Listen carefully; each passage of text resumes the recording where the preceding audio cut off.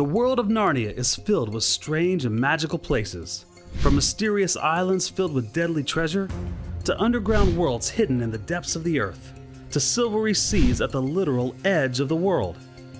But in all of these stories of Narnia, perhaps the most magical and mysterious place isn't found in Narnia at all. In fact, it isn't really a part of any world. And yet, within this quiet and mysterious realm lies the pathway to more wonder, riches, and danger than any single universe could ever hope to contain. Today, we're exploring the mysterious wood between the worlds. And as you'll soon discover, its mystery runs deeper than you might have ever imagined. Now, this is a very complex topic, and there are some extremely interesting questions and theories that surround the wood between the worlds. So, we're going to break this up into a two-part series. In today's episode, we'll take a look at all we know about this mysterious realm. In part 2, we'll dive into the theories and speculations of the wood between the worlds. There's a lot to cover, so let's get started. It's time to leave the Shadowlands behind and step into a world that's more real than our own. It's time to follow me into the wardrobe.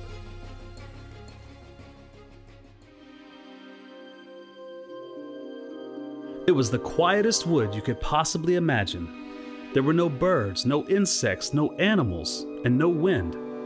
You could almost feel the trees growing. The pool he had just got out of was not the only pool. There were dozens of others, a pool every few yards as far as his eyes could reach. You could almost feel the trees drinking the water up with their roots. This wood was very much alive. As he said long afterwards, it's not the sort of place where things happen. The trees go on growing, that's all. This is the wood between the worlds. It truly is a place unlike any other. It's the convergence of countless universes, yet it doesn't exist in any world itself. So what exactly is the wood between the worlds? Well, at first glance, it seems to be a dense, lush, warm, wooded realm filled with countless small silvery pools as far as the eye can see. In general, it appears to be uninhabited, though there is some evidence to suggest there may be an established population of feral guinea pigs running about, and more on that later. However, if you search just beneath the surface, pun intended, you'll discover that in reality, the wood between the worlds is actually a Nexus Point, a realm that exists outside of all other universes, yet serves as a connection point between each world. And every shallow pool is actually a portal to another universe. It's like the grand central station of the multiverse, providing instant access from one universe to the next. Now, some have speculated that the wood is located in Aslan's country. However, it's clear that this wood is in no world at all. And Aslan's country is the world that contains every other world. In a 1985 article entitled "The Transcosmic Journeys in the Chronicles of Narnia," author Stephen Yandel sketches out an interesting cosmological model of the Narnian multiverse. According to Yandel, the wood sits just on top and just touches every other universe. It also encircles, but may not touch, the great mountain of Aslan's country. It's a bit like a flat donut, which goes out in every direction as far as the multiverse itself.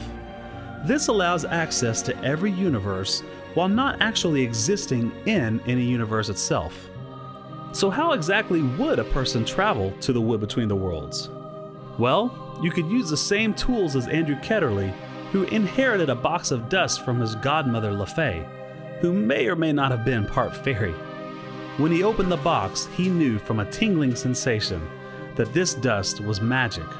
After years of research, he realized that this dust actually came from another realm, and in time, he developed 2 rings from the dust.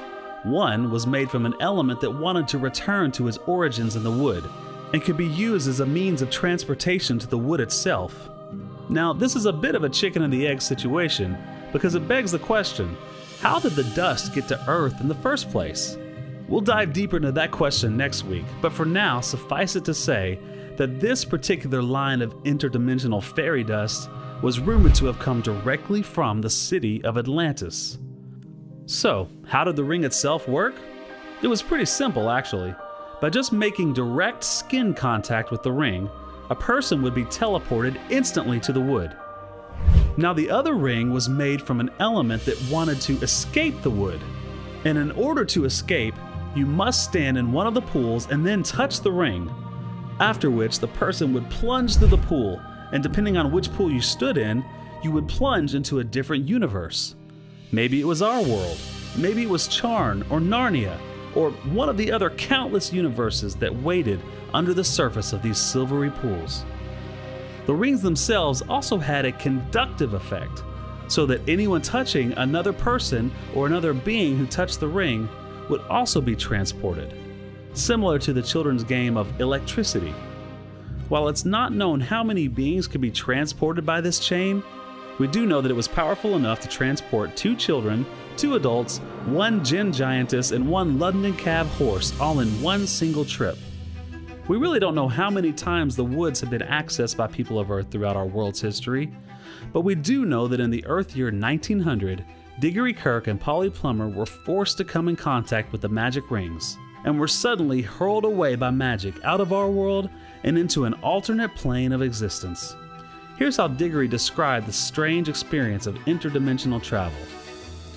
Everything became muddled, and the next thing he knew, there was a soft green light coming down on him from above and darkness below. Not really standing or sitting, he realized he must be in water. And in the next moment, he found himself scrambling ashore onto the grassy edge of a pool. Oddly enough, he was still dry. And as he looked around, he saw it. He was standing in the middle of a wood, with trees so leafy you couldn't see the sky, but with the warm sun cutting through the canopy, casting everything in a strange green light. This was a place unlike any place he'd ever been. As Digory and Polly spend more time in the wood, they come to realize just how extraordinary and otherworldly this place was. And eventually they realized that this world was also very dangerous. Yes, Digory and Polly eventually understood the 3 dangers of the wood between the worlds. First of all, it was a place of overwhelming peace, with a calming effect so powerful it was nearly oppressive, even inducing extreme drowsiness. In fact, in the few minutes it took Digory to find Polly after their journey, she had already fallen asleep. And throughout their time in the woods, both Polly and Digory had to resist the urge to simply sit down and rest, and enjoy this peaceful setting for just a moment. Maybe just taking a short nap, and maybe even deciding just to rest there for the rest of their days. This effect is very similar to a danger many mountain climbers encounter, known as a snow nap, in which the tired and mentally confused climbers experience an overwhelming temptation to sit down and close their eyes for just a brief moment. Tragically, these climbers never wake up. The second danger encountered in the wood between the worlds was extreme forgetfulness. The magical air in this mysterious woods caused a type of temporary amnesia, or at the very least an acute mental cloudiness. Nor do they remember ever being anywhere else except in those woods. Eventually their mental clarity returns, but the whole time they're in the wood, they lack a certain mental sharpness. For Jadis the White Witch, who eventually enters the woods, she later shows no sign of even remembering her time there. Digory and Uncle Andrew speculate that her mind wasn't even capable of retaining the memory of the woods. The third danger of the woods was also quite possibly the worst, and that was the very real risk of unrecoverable lostness. Just before Polly and Digory took their first trip into an unknown pool portal, they suddenly stopped themselves, realizing that every pool, as far as the eye could see, looked nearly identical. With a feeling of dread, they realized that once they left their home portal, there would be no way of identifying which pool would take them back home. Luckily, they realized this before leaving the wood, and they wisely marked their pool by removing a strip of grass, revealing a fresh patch of earth that would help them find their way back home. So why exactly was the wood between the worlds so dangerous, yet so tempting? Well, I believe the answer lies in the name itself. You see, it's a place that's between worlds, a place that's not really anywhere, a place in limbo, a place of transition. Yet, in these places of transition, the three dangers of complacency, forgetfulness, and lostness are always lurking. Because sometimes when you're able to step out of the chaos, confusion, and demands that the world places on you, the complacency can seem cathartic and restful. It may seem like a good idea to just sit down and stay for a while. In fact, if you linger long enough, you may never want to leave, never want to go back to the real world that's waiting for you. And when you're suddenly thrust into a world of change, it can be easy to forget who you are and where you came from and how you got there. But you must remember, or you'll never know where you're going. And in a moment when getting lost is a very real risk, the fear of choosing any door may be paralyzing. Yes, it may feel better, more comfortable to just stay a while, but life is never meant to remain in limbo, and the wood between the worlds was never intended to be a final destination. No matter what the outcome, it's always better to step into the water, take a deep breath, and take the plunge. And always remember to mark the way home. Well, I hope you enjoyed today's episode. Be sure to come back next week as we explore several questions and theories that are found in these magical woods. And be sure to subscribe so you won't miss it. I look forward to meeting you back here next time as we take another journey into the wardrobe.